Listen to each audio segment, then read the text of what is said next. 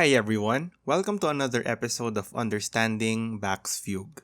Today, we are going to analyze the fugue from the Prelude and Fugue number 6 in D minor of the Well-Tempered Clavier Book 1. This is such an interesting fugue because of the treatment of the subject and the counter-subject.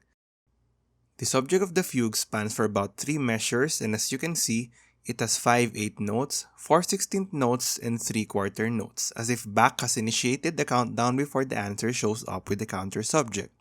Of course, we can only take a guess if Bach did it intentionally or just an interesting coincidence. Another interesting thing about the subject is that each group shares one feature. They have skips of a third. The 8 notes went down a third, the 16th notes went down a third, then the quarter also went down a third.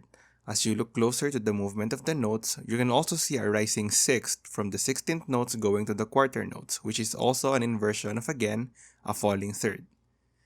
Inversion will play a huge part in this fugue, and we will witness them all today as we move forward in our analysis. The subject appears in the treble.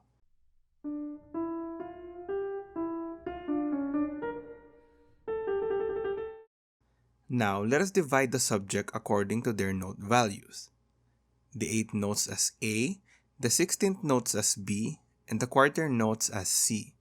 This will help us later with our analysis when we encounter incomplete entries and inverse movements. The real answer precedes it in the alto while the counter subject appears in the treble.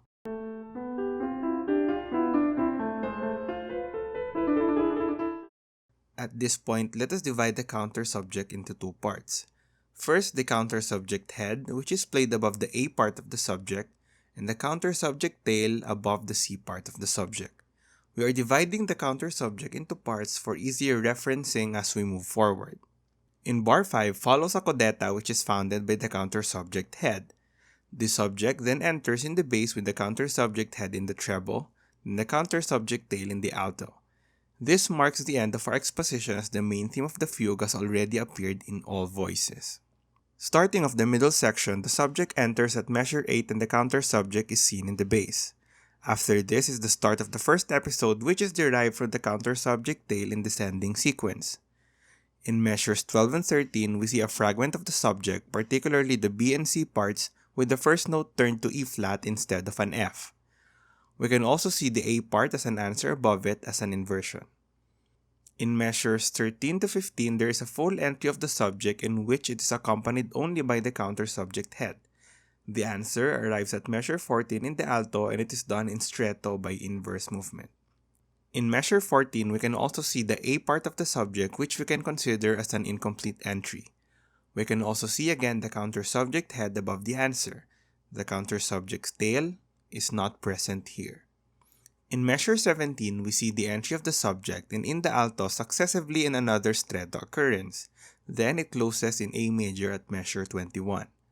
We can then see fragments of the counter subject which accompanies the entries. These fragments of the counter subject tail is in descending sequence. After it closes in A major, there is an entry of the subject in the bass right away in measure 21. It is accompanied by the counter subject head without the presence of its tail. This is because the next measure, there is again a stretto occurrence where the answer appears inversely. Alongside it is another stretto wherein the subject appears inversely in the bass. You can see that the counter subject tail appeared in the treble as the C part of the subject is being played just like the one it was first introduced. The succeeding measure is where the second episode begins. In measure 26, it's also interesting to take note that we can see the A part of the subject inverted in the bass. Following it is the answer in measure 27 as an inverse entry. This is again another stretto occurrence as we can see the direct entry of the subject in the alto. It is then quickly answered in the bass as another inverted entry. The episode 3 spans from measures 31 to 33, and it is derived from the counter subject tail in descending sequence. It gets more interesting moving forward because starting from measure 33, we see a few incomplete entrances of the A part of the subject, appearing both directly and inversely. We can also see the counter subject head accompanying them at times like in measure 34, 36, and measure 37. The fourth episode starts at measure 36 as it modulates from G minor back to D minor. As we end the piece, we see an entry of the subject in the bass and it is followed by the alto in stretto. The counter subject tail is then seen appearing in both entrances without the presence of its head. The coda of the piece starts at measure 42, and a tonic pedal of 2 bars appear in measure 43. We can also see in this measure the A part of the subject in both direct and inverted forms played in thirds. The piece ends in D major, which shows us an occurrence of a Picardy third. Let us now listen to the fugue with the marks we put.